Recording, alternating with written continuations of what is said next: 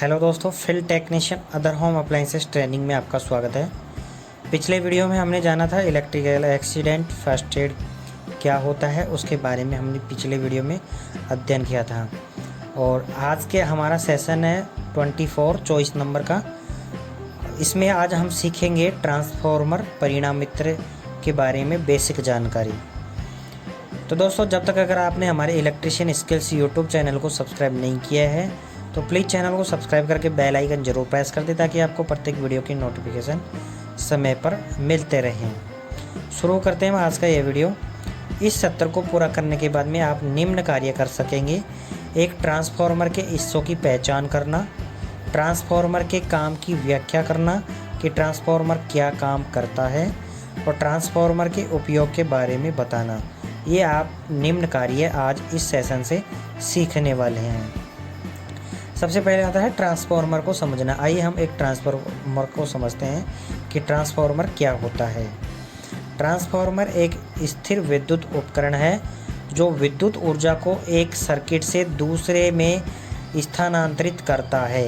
अर्थात हम यूँ कहें कि प्राइमरी वाइंडिंग से द्वितीयक वाइंडिंग में विद्युत का ट्रांसफ़र करता है, यही ट्रांसफार्मर कहलाता है और इसे हम स्थिर विद्युत उपकरण कहते हैं।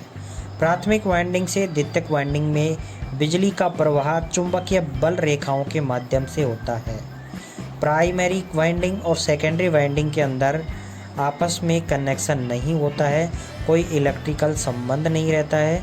तो इन दोनों के अंदर आपस में विद्युत का आगमन किस प्रकार होता है?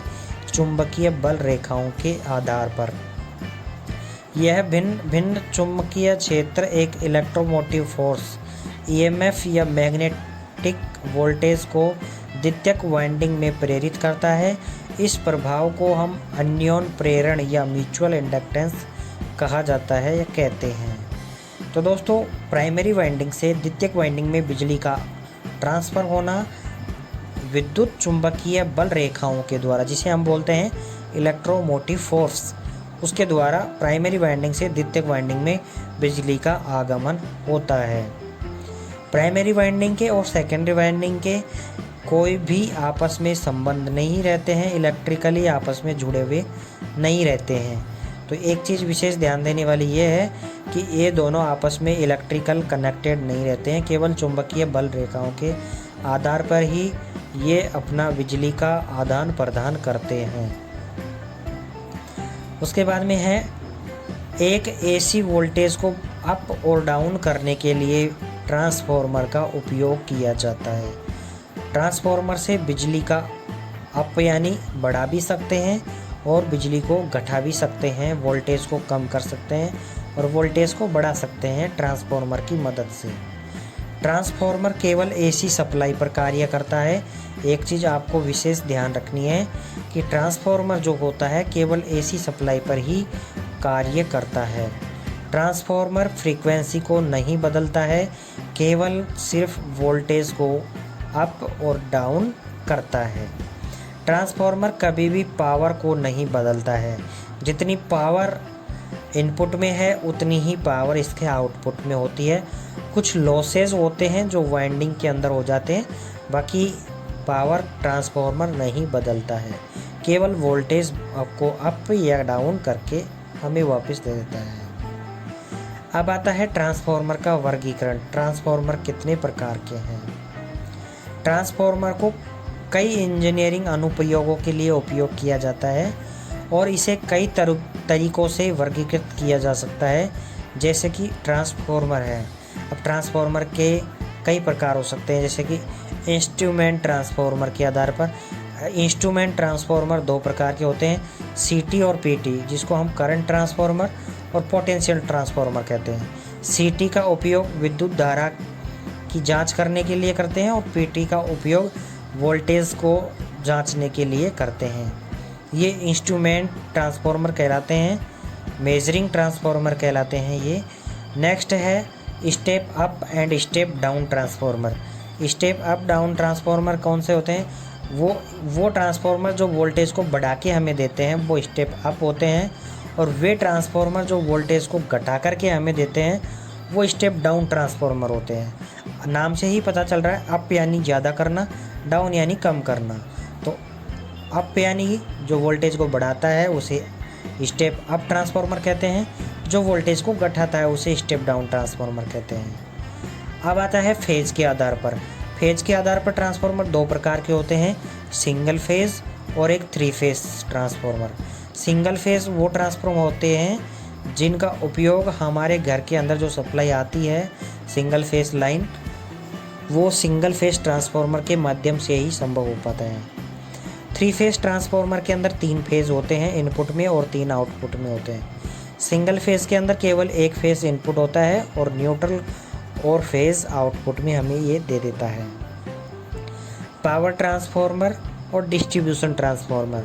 डिस्ट्रीब्यूशन ट्रांसफार्मर वो होते हैं जो विद्युत का डिस्ट्रीब्यूट करते हैं, कि जैसे कोई ट्रांसफार्मर को हमने 11 kV दे दी तो वो वहाँ से उस विद्युत को बांट के दो अलग अलग जगह बांट करके दे देते हैं। जैसे कि 400 वोल्टेज में वो 2 जगह हमें बांट के दे, 3 जगह 4 जगह, जितनी भी जगह वो डिस्ट्रीब्यूट कर दे उसे हम डिस्ट्रीब्यूशन ट्रांसफार्मर कहते हैं। अब आता है ट्रांसफार्मर के पुर्जे और ट्रांसफार्मर के कौन कौन से भाग होते हैं उसके बारे में जान लेते हैं। सबसे ऊपर है कंजर्वेटर टैंक। कंजर्वेटर टैंक का उपयोग क्यों किया जाता है या ट्रांसफार्मर के अंदर क्यों लगाया जाता है, सबसे ज़्यादा यही सवाल पूछा जाता है ट्रांसफार्मर में से। तो दोस्तों एक चीज़ विशेष ध्यान देने वाली ये है कि ट्रांसफार्मर के अंदर कंजर्वेटर टैंक जो होता है उसका उपयोग हम इसलिए करते हैं ताकि ट्रांसफार्मर जब गर्म होता है तो इसकी वाइंडिंग जो होती है वो काफ़ी अधिक गर्म हो जाती है। तो ट्रांसफार्मर के टैंक के अंदर जो तेल होता है गर्म होने के बाद में वो फैल जाता है, तो टैंक के अंदर वो तेल आ नहीं पाता है। तेल आ नहीं पाता है तो वो तेल कहाँ चला जाता है, कंजर्वेटर टैंक के अंदर। तो जैसे ही लाइट जाने के बाद में ट्रांसफार्मर ठंडा होता है, ठंडा होने के बाद में ऑयल वापस ट्रांसफार्मर के टैंक के अंदर जमा हो जाता है। तो ये ट्रांसफार्मर के अंदर ट्रांसफार्मर का ऑयल एक बार ऊपर जाता है वापस नीचे आता है, तो उस समय इसके अंदर हवा के लिए एक छेद होता है जो ब्रीथर बोलते हैं हम उसको, ब्रीथर इसका हम इसकी नाक भी बोल सकते हैं, जो श्वास लेता है ट्रांसफार्मर। इसके थ्रू जैसे ट्रांसफार्मर में ऑयल ठंडा होता है तो हवा आती है और जब गर्म होता है तो इसकी हवाएं जो है बाहर निकलती है। तो ये होता है ब्रीथर और कंजर्वेटर टैंक का दोनों का मतलब। मेन टैंक क्या होता है, मेन टैंक वो होता है जिसके अंदर वाइंडिंग्स होती है और ट्रांसफार्मर का ऑयल भरा होता है जिसे खनिज तेल हम बोलते हैं, उसके अंदर मेन टैंक के अंदर। और है उसके बाद में टैंक कवर। टैंक कवर वो होता है जो टैंक को ढके हुए रखता है। उसके बाद में है ड्रेन ऑफ। ड्रेन ऑफ जो है वो ट्रांसफार्मर के निचले हिस्से में लगी होती है और एक साइड में आप देखेंगे यहाँ पे ट्रांसफार्मर के टैंक के पास में ये बाहर की तरफ पत्तियाँ सी ऐसे लगी हुई है। ये पत्तियाँ क्या है दोस्तों, ये पत्तियाँ हैं ऑयल को, ट्रांसफार्मर का जो ऑयल होता है वो इन पत्तियों में सर्कुलेट यानी बहता रहता है। अब ये पत्तियों में क्यों बहता है, क्योंकि ट्रांसफार्मर जब चलता है तब इसका ऑयल काफ़ी अधिक गर्म हो जाता है। तो गर्म हो जाता है तो इस पत्तियों के द्वारा ट्रांसफार्मर जैसे ऑयल सर्कुलेट करता रहता है, तो ये पत्तियाँ इसी काम के लिए लगाई जाती हैं कि ऑयल को ठंडा कर सके। तो इनको कूलिंग ट्यूब्स भी बोलते हैं। तो ये पत्तियाँ ऑयल को ठंडा करने के लिए उपयोग में ली जाती है। बड़े बड़े ट्रांसफार्मर में इन पत्तियों के पास में पंखे लगे होते हैं, जो पंखे क्या करते हैं कि इसकी पत्तियों को हवा देते हैं ताकि ऑयल जल्दी जल्दी ठंडा होता जाए। उसके बाद में है लो वोल्टेज बुसेस। ट्रांसफार्मर में इनपुट और आउटपुट सप्लाई देने के लिए दो अलग अलग प्रकार के टर्मिनल्स होते हैं, एक तो इनपुट टर्मिनल और एक आउटपुट टर्मिनल। 3 फेज़ के लिए 3 इनपुट होंगे, 3 आउटपुट होंगे। सिंगल फेज़ के लिए एक इनपुट होता है और एक न्यूट्रल को कनेक्ट या अर्थिंग को कनेक्ट करने का होता है, बाकी एक न्यूट्रल और फेज़ हमें वापस निकाल के वो देता है। अब आता है ट्रांसफार्मर के पुर्जे अंदर की तरफ से ट्रांसफार्मर के अंदर क्या क्या होती है। ट्रांसफार्मर के अंदर होता है कोर, इंसुलेशन, शीतलक, कूलेंट यानी ऑयल, कूलेंट हम ऑयल को बोलते हैं, टर्मिनल्स, और कवच इसका। अब हम इनके एक एक बारे में जान लेते हैं, इनके एक एक भाग के बारे में जान लेते हैं। तो सबसे पहले आता है कोर।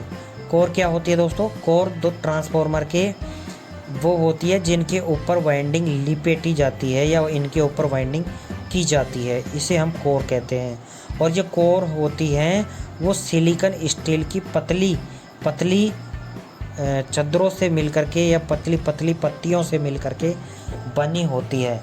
ये जो कोर होती है वो दो आकार में बनी होती है, एक तो ई आकार में और एक आई शेप में। तो ई आकार में और आई शेप में जो पत्तियां होती है वो मिल करके एक कोर का निर्माण करती है या एक कोर बनाती है। इन कोर के अंदर ही चुंबकीय प्रवाह होता रहता है या इन कोर के माध्यम से ही फ्लक्स का एक प्राइमरी वाइंडिंग से दूसरी वाइंडिंग में ट्रांसफ़र होना संभव होता है। तो ये कोर जो होती है ये चालक होती है और ये लेमिनेटेड होती है आपस में। उसके बाद में है इंसुलेशन। इन ट्रांसफार्मर के अंदर इंसुलेशन का सबसे अच्छा या सबसे ज़्यादा महत्व है, क्योंकि अगर ट्रांसफार्मर के अंदर इंसुलेशन नहीं होगा तो वाइंडिंग जल्दी ही शॉर्ट होकर के ट्रांसफार्मर ख़राब हो जाएगा। इसलिए ट्रांसफार्मर के अंदर उच्च क्वालिटी का इंसुलेशन उपयोग में लिया जाता है। कंडक्टर सामग्री को ट्रांसफार्मर के अंदर जो हम वाइंडिंग करते हैं उसको ढकने के लिए, हम चारों तरफ से ढकने के लिए इंसुलेशन का इस्तेमाल करते हैं। इंसुलेशन को रोकने के लिए वाइंडिंग की परतों के बीच में डाला जाता है ताकि इंसुलेशन जो है बिखरे नहीं, आपस में चिपक जाए, जैसे आप देख रहे होंगे चित्र के माध्यम से। ट्रांसफार्मर आवरण नमी के खिलाफ पूरी तरह से सील होता है, इसके अंदर वाइंडिंग के अंदर कभी नमी नहीं जाती है। यही कारण है कि ट्रांसफार्मर ज़्यादा समय तक चलता है या ट्रांसफार्मर की एफिशिएंसी जो होती है वो काफ़ी अधिक होती है। तेल दोनों के रूप में कार्य करता है। कोर और कुंडली से गर्मी को ठंडा करने के लिए एक माध्यम है और तेल इंसुलेशन का कार्य भी करता है। दोस्तों, इस ट्रांसफार्मर के अंदर जो तेल डाला जाता है जिसे हम खनिज तेल कहते हैं, वो खनिज तेल जो होता है वो इंसुलेटेड होता है, मतलब कुचालक होता है, और साथ में वो वाइंडिंग्स को ठंडा भी करता है। दो काम है तेल्स के इसके अंदर। अब आता है ट्रांसफार्मर का कूलेंट। कूलेंट क्या होता है? ऑयल। ट्रांसफार्मर का ऑयल, जिसे हम कूलेंट बोलते हैं ट्रांसफार्मर का। सभी ट्रांसफार्मर में गर्मी को कम करने के लिए कूलेंट का या जो खनिज तेल का इस्तेमाल किया जाता है। आकार में कुछ किलोवाट तक के छोटे ट्रांसफार्मर आमतौर पर वायु परिसंचरण द्वारा पर्याप्त रूप से ठंडा होते हैं, यानी कि उनके अंदर तेल नहीं डाला जाता है। कुछ ट्रांसफार्मर होते हैं छोटे छोटे जिनके अंदर तेल की आवश्यकता नहीं होती है, वो आपस में कम लोड के लिए इस्तेमाल किए जाते हैं, तो वो ज़्यादा गर्म नहीं होते, तो उनमें ज़्यादातर कूलेंट की या तेल की आवश्यकता नहीं पड़ती है। बड़े ट्रांसफार्मर में शीतलक पंखे हो सकते हैं, यानी कि बड़े जो ट्रांसफार्मर होते हैं उसके अंदर तेल के अलावा तेल को ठंडा करने के लिए उन ट्रांसफार्मर के बाहर पंखे लगे होते हैं ताकि ट्रांसफार्मर को ठंडा करता रहे। कुछ शुष्क ट्रांसफार्मर टैंकों में नाइट्रोजन या सल्फर साइफ्लोराइड गैस ठंडा होते हैं, जैसे कि कोई बड़े शुष्क ट्रांसफार्मर हैं उनके अंदर नाइट्रोजन गैस डाली जाती है, सल्फर हेक्साफ्लोराइड डाला जाता है ताकि ट्रांसफार्मर ठंडा रह सके। लेकिन दोस्तों, इसके नुकसान क्या क्या हैं? हम इनको इसलिए उपयोग में नहीं ले सकते हैं क्योंकि ये जो हैं खनिज तेल की अपेक्षा इनमें कुछ कमियां हैं, इसलिए हम इनको इस्तेमाल नहीं ले सकते हैं। उच्च शक्ति या उच्च वोल्टेज ट्रांसफार्मर की वाइंडिंग ट्रांसफार्मर तेल के अंदर डूब जाती है। एक उच्च परिष्कृत खनिज तेल जो उच्च तापमान पर स्थिर होता है, यानी कि टेम्परेचर को सहन करता है, वो खनिज तेल इसके अंदर यूज किया जाता है, उपयोग किया जाता है। अन्य कम ज्वलनशील तरल पदार्थ जैसे कि कैनोला तेल का उपयोग किया जा सकता है, लेकिन सभी अग्नि प्रतिरोधी तरल पदार्थों में खनिज तेल की तुलना में लागत या विषाक्त में कुछ कमियां हैं, इस वजह से कैनोला तेल का इस्तेमाल नहीं किया जाता है। तो सबसे ज़्यादा और सबसे अधिक ट्रांसफार्मर के जो अंदर जो तेल उपयोग में लिया जाता है उसे हम खनिज तेल कहते हैं, और खनिज तेल सस्ता पड़ता है, इसलिए इसको इस्तेमाल करते हैं। कैनोला तेल जो है वो लागत में काफ़ी महंगा पड़ता है, इसलिए इसका इस्तेमाल नहीं किया जाता है। उसके बाद में है टर्मिनल्स। ट्रांसफार्मर के अंदर इनपुट और आउटपुट सप्लाई के लिए दो अलग अलग प्रकार के टर्मिनल्स होते हैं। इनपुट सप्लाई के लिए इनपुट के लिए अलग टर्मिनल और आउटपुट के लिए अलग टर्मिनल, न्यूट्रल के लिए अलग और अर्थिंग के लिए अलग टर्मिनल ट्रांसफार्मर के अंदर निकले हुए होते हैं, लगे हुए होते हैं, जैसे कि अभी आपको चित्र में दिखाई दे रहा होगा। बहुत छोटे ट्रांसफार्मर तार के सिरे से सीधे जुड़े होते हैं और सर्किट कनेक्शन के लिए यूनिट के आधार पर बाहर लाए जाते हैं। बड़े ट्रांसफार्मर में भारी वोल्ट वाले टर्मिनल बस बार या high voltage insulated bombing polymer या पोर्सिलेन से बने होते हैं। ये आपके ऊपर देख रहे होंगे, ये जो धातु है ये इंसुलेशन है, इसके ऊपर जो लगा हुआ चीनी मिट्टी का या पोर्सिलेन का ये बना होता है, ताकि इसके और ट्रांसफार्मर के बॉडी के साथ में कोई कनेक्शन ना रहे। उसके बाद में आता है एनक्लोजर कवच। छोटे ट्रांसफार्मर में अक्सर कोई कवच नहीं होता है, वो नंगे होते हैं बिल्कुल, लेकिन थोड़ा बहुत उनका जो इंसुलेशन है उससे वो ढके हुए होते हैं। जीवित इकाइयों के साथ संपर्क को रोकने के लिए और शीतलक तेल को रोकने के लिए, ट्रांसफार्मर के अंदर जो तेल डाला जाता है उसको रोकने के लिए या उसको रखने के लिए हम एक कवच का इस्तेमाल करते हैं, या हम उसको ऐसे बोल सकते हैं टैंक का इस्तेमाल करते हैं, जिससे ट्रांसफार्मर का तेल एक जगह स्थिर या एक जगह इकट्ठा रह सके, ताकि वाइंडिंग्स को ठंडा कर सके, इसलिए हम कवच का इस्तेमाल करते हैं। तो दोस्तों आई थिंक आपको आज के वीडियो में बेसिक ट्रांसफार्मर के बारे में पूरी जानकारी प्राप्त हो गई होगी। अगर आपको हमारा ये वीडियो पसंद आया तो प्लीज़ हमारे इस वीडियो को लाइक, शेयर और कमेंट ज़रूर करें। मिलते हैं आपको अगले वीडियो के साथ, तब तक के लिए जय हिंद, जय भारत।